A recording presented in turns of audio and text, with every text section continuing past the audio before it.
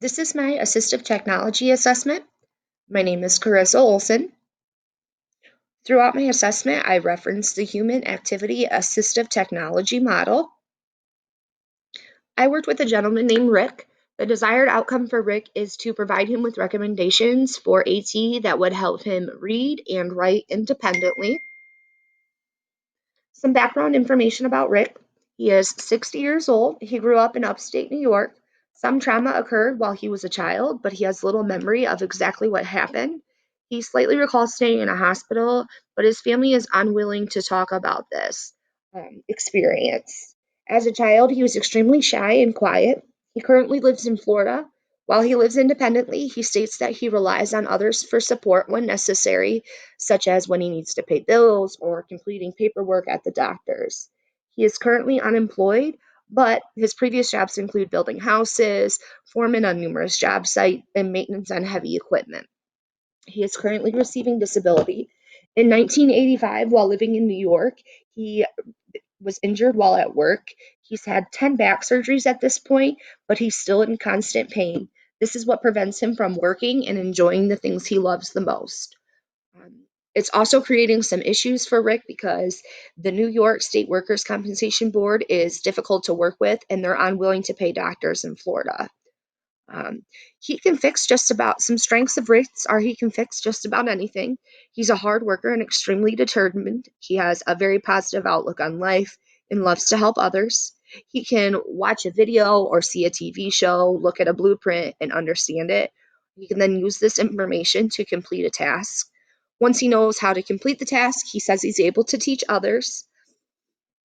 Some interests of Rick include that he's a people person and he likes to help others. He loves to watch the Discovery Channel.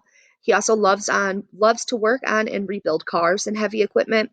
He did ATV races when he was younger. While he doesn't currently race ATVs, he enjoys riding them and watching dirt bike races. Rick told me that he's unable to read or write past a third grade level. In his own words, he just can't understand. He finds it extremely difficult to process all the exception rules that occur within the English language. He specifically mentioned the following concerns to me: staying organized, paying bills, and being taken advantage of. He also identified his memory capability as an area of concern. He leaves himself notes to help him remember, but when he finds the note again, sometimes he's unable to remember what it means. Another issue of Rick's includes struggling with numbers. He's unable to do a task such as recording a phone number. He mixes up his letters and his numbers. He explained it to me that he just can't get what his brain is thinking to match what he's writing down. He does not have a formal diagnosis at this point, and as far as services, environments where services are provided, he's not really receiving any services at this time. He's working with a health advocate who's trying to help him get more benefits and information. And the reason for this AT evaluation request is that Rick would like to return to work and be able to complete tasks more independently. As far as relevant information and data, there are no records available to view about his education and academic performance.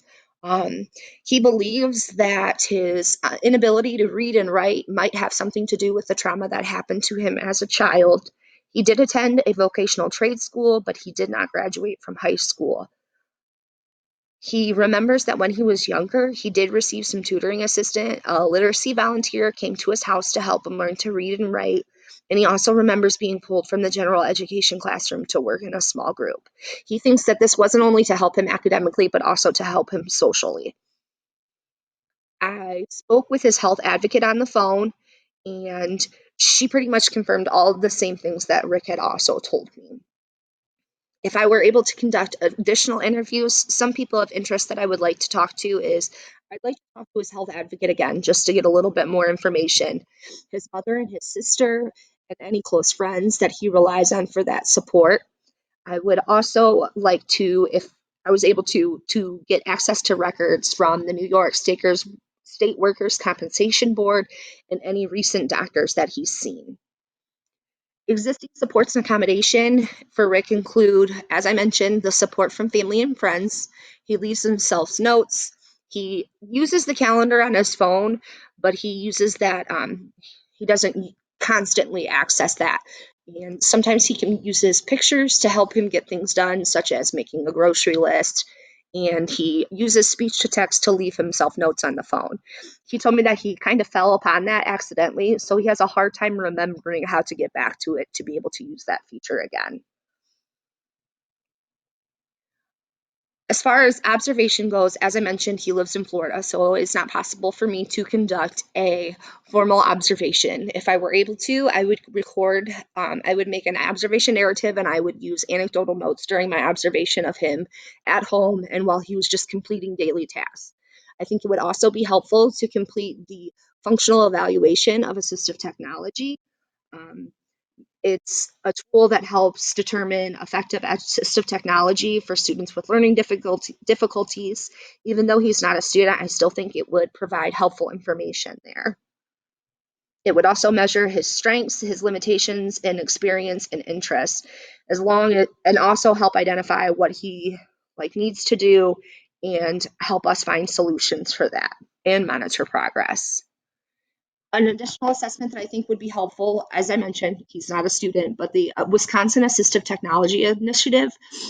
Since there are no educational records for us to look back at for Rick, I think working through the referral question identification guide with him, as well as sections 3 on composing written material, section 5 reading, and section 6 learning and studying of the student information guide would be helpful in learning more about Rick.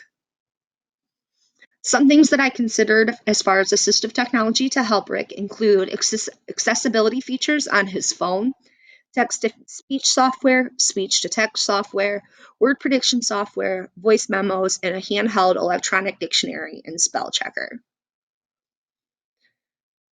I'm not able to conduct any AT trials with him.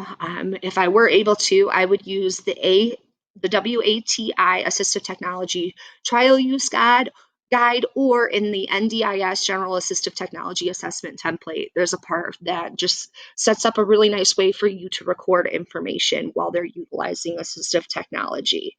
After I was able to do these AT trials, we would have another meeting and then decide which assistive technology the team thinks would be best, and if we needed to have other considerations added. Here's just some of the resources that I used during the assessment. These are specifically the things that I look through to gather data and to do complete observations. These are some more resources, and this is more of the AT and ways that I found in websites that I use to find different supports. Just a couple other notes about Rick. He's hopefully planning a trip, or he is hoping to have a trip back to New York in the near future to complete some neurological testing. I think that this information would also be helpful in just providing more information about Rick. As I mentioned, he's in constant pain due to his back injury. This is a major concern for him. It would be helpful for him to look through the solutions that he has, the options available to him to help him with this part too. Um, when he's ready to work through them, he could look at section 10 of the mobility part of the Wisconsin initiative assessment there. He knows that there's resources available to him, but he's not sure what they are and how to access them.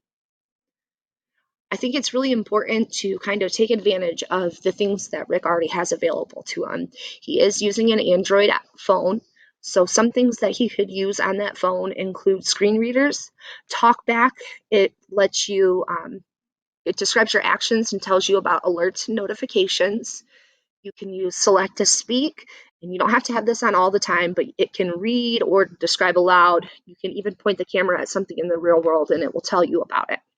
There's also some interaction controls, and voice access lets you control your device with spoken commands.